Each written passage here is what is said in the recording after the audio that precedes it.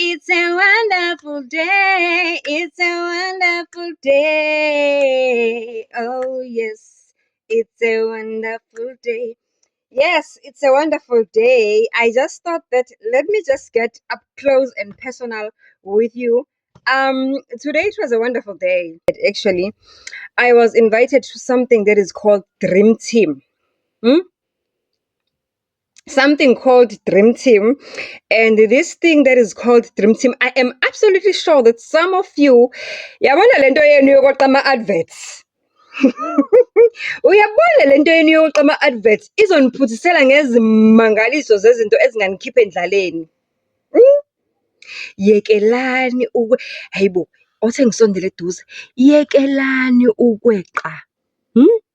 Ama-adverts uma nibuka i-podcast, especially now. Yabona, especially ngawo lo mzuzu. I am happy, guys. We've just hit 17,000 subscribers. Well, we've hit 17,000 subscribers a while ago. And it's all because of you. I'm giving you all the love.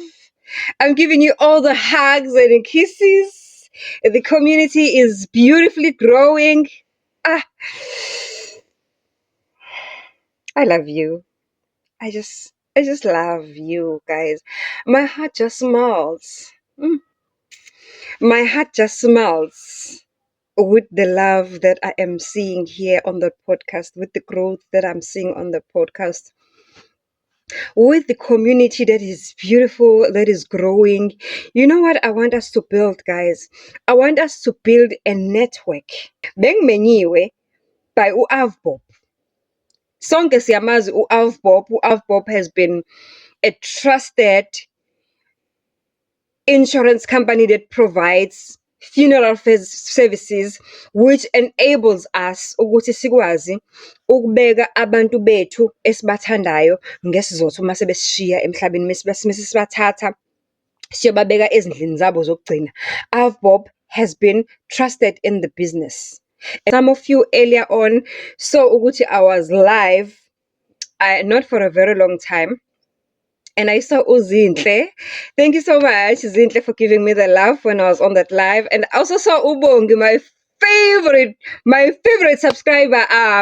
Bongi, I love you, girl. I love you so much. I just wish that one day we could meet up for a cup of coffee.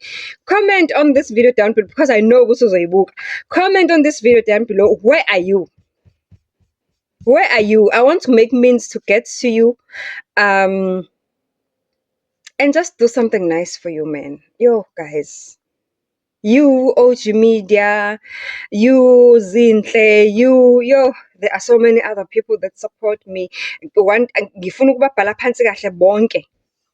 Kungabi khona noyedwa engimshilo ukuze ningasho ukuthi nginetiye ne. Okay. Avbob has got a beautiful opportunity for you. Yabona? Angifune kuzwa muntu ozobuye aphinde abuke le podcast eqe ama-adverts ngoba ushoda ngedatha.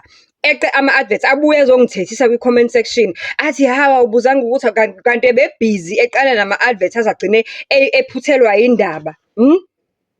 Kule podcast akekho umuntu ozoshoda ngemali obuka le podcast.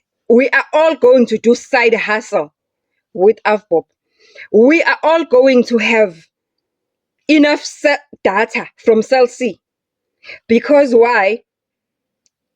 Yours truly was invited by Avbob. Today, they invited me at their office at Berea Center. They were launching a new Dream Team office in Berea. That is where you will do your walk-ins. Avbob have got this opportunity that you become a salesperson, while you are sitting in your house. Uzothi uzihlalele nje endlini yakho, wherever you are, ukwazi ukuregister no-Avbob. Excuse me, ukwazi ukuregister no-Avbob, ukwazi ukujoyinisa abantu bathatha umshwalense, umasingcwabisane.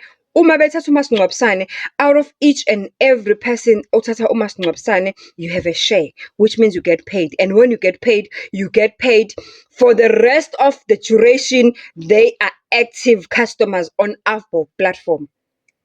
Lalela. Akuyona once off. If umuntu ajoyina athatha umasingcwabisane ngo-100 rand, wena uthola malini? U-R16. If umuntu ejoyina athathe umasingcwabisane ka-R300, wena uthola malini? U-R48, and so forth and so forth and so forth. I'll pin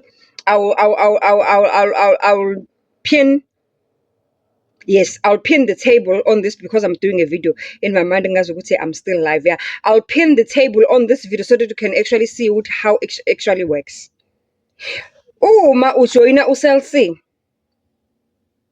you recur your phone or you decide to port your existing number to Cell C. Each and every time you buy airtime, you buy data, Cell C gives you some of the money that you use to buy airtime back. How good is that? Don't worry, guys. Don't worry. I am still ngizobalanda. Yazi ngizobalanda abantu abazoyichaza kangcono lento abama-experts. Ngizobalanda one by one banichazele kahle ngoba akekho umuntu ozoba broke obuka le podcast. Yabona, let me tell you the reason why I initially started a podcast and take you back in my day.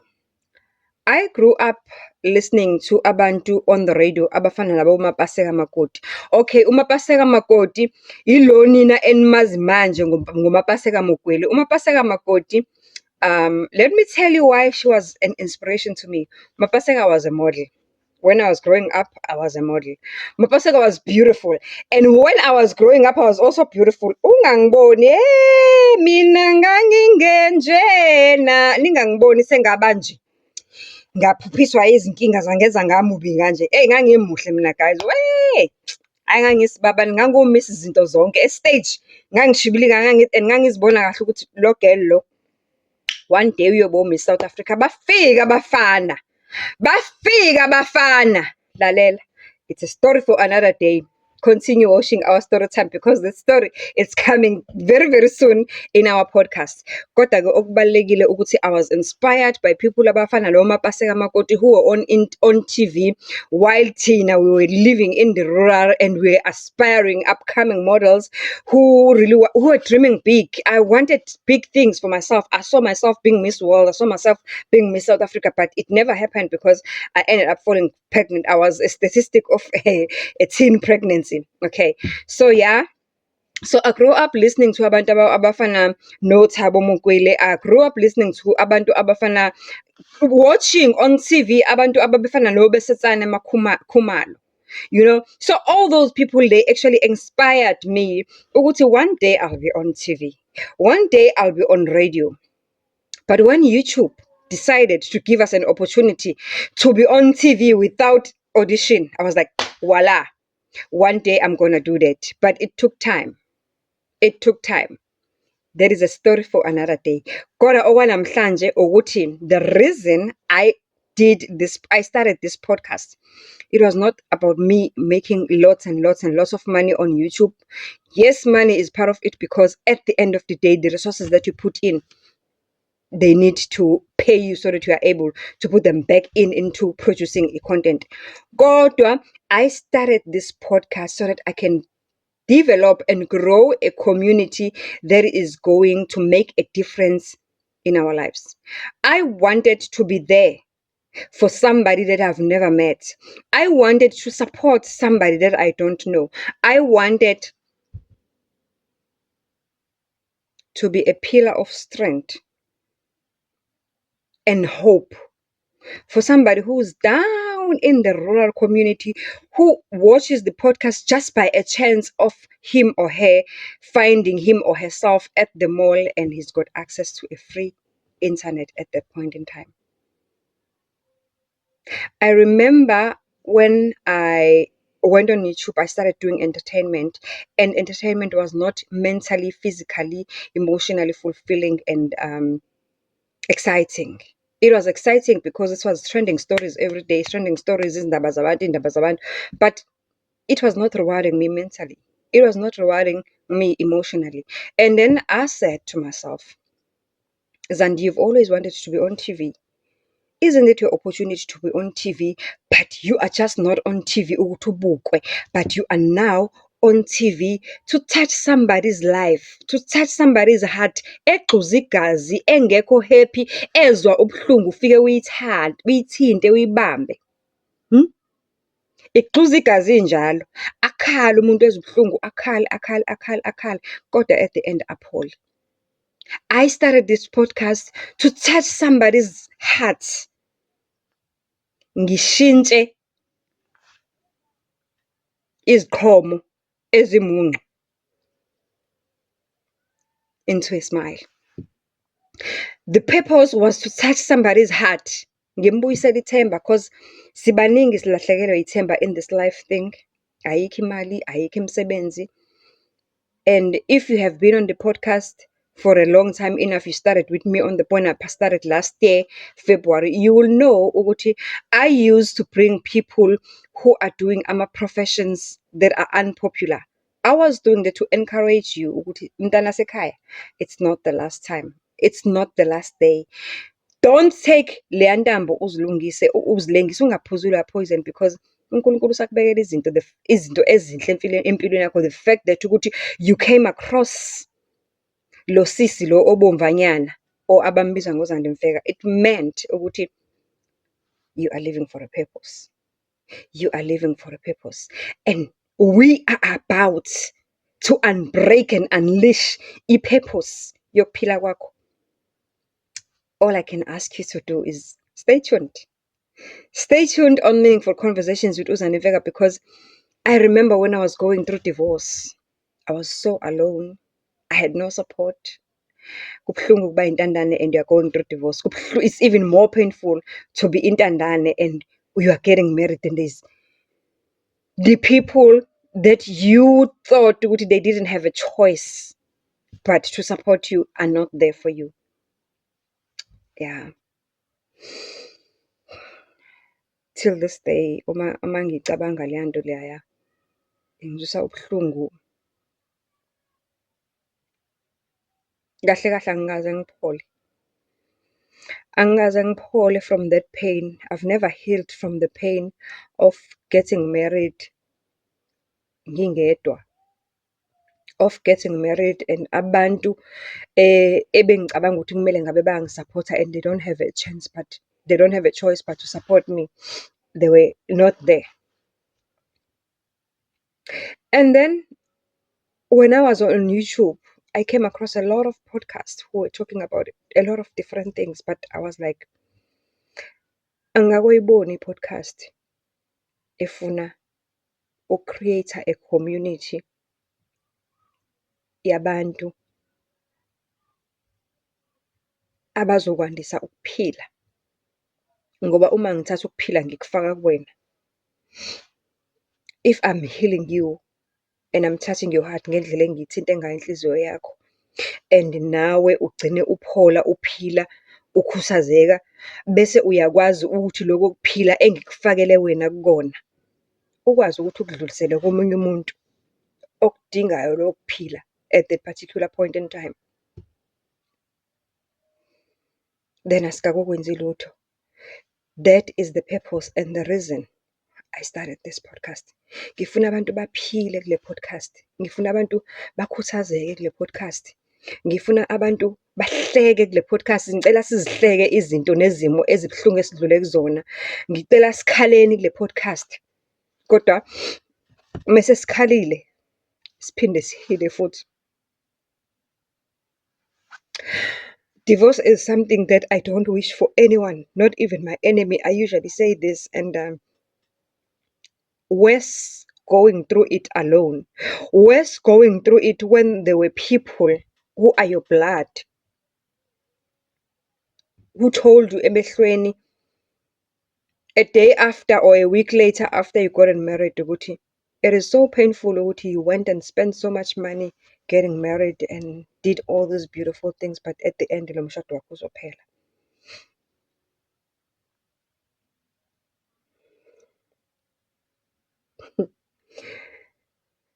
Yayibona inhliziyo yomthakathi. Umuntu okhohlakele nothakathayo akawudingi umuthi ukuze athakathe. Umlomo wakhe nenhliziyo yakhe ebolile ehlezi igaya izimbuzi alone is enough to destroy you. And funny enough, you will not remember amagama aloyo muntu up until uzuyibone lento ayeyisho yenzeka. Especially if umuntu ufana nami, who is loving unconditionally, who's got a big heart, ongabafuni abanye abantu bekhala, ongabafuni abanye abantu behlukumezekile, ongabafuni abanye abantu beswele. You'll never see it until you see it happening. So it's true. It's happening for real. Guys, when I started this podcast, I made a promise to myself, ukuthi I am going to make a difference. I'm going to impact people's lives in a manner that is going to spread like i-virus qobolwayo ukuthi mayingene kuloya I want it to be something contagious ukuthi ukupholisa loyaya naloyaya naloyaya. Mina self angidingi ukuthi ngize ngihambe self ngize ngifikelele kulowaya ukuze aphole aphile, but uma ngikwaze ukupholisa lo seduze kwami naye ayidlulisele komunye naye ayidlulisele komunye nomunye ayidlulisele, we are going to build this beautiful community ezoba namacebo okuphuma endlaleni, ezoba namacebo okukhuthazana, ezoba namacebo okugqugquzela impilo enhle, ezoba namacebo okuthi sikwazi ukuthi umuntu oyintandane ongenabani athi noma edlula enkingeni athi makangena kwi-podcast ayazi ukuthi inkinga yakhe uzoyithola i-solution ngoba akekho yedwa. I wanted to create a community of people who are alone but will never be alone. I don't know noma uyangizwa yini ukuthi ngithini. I don't know noma uyangizwa yini ukuthi ngithini, kodwa if ungangizwa ukuthi ngithini, it's because vele awufuni ukungizwa futhi nendlebe yakho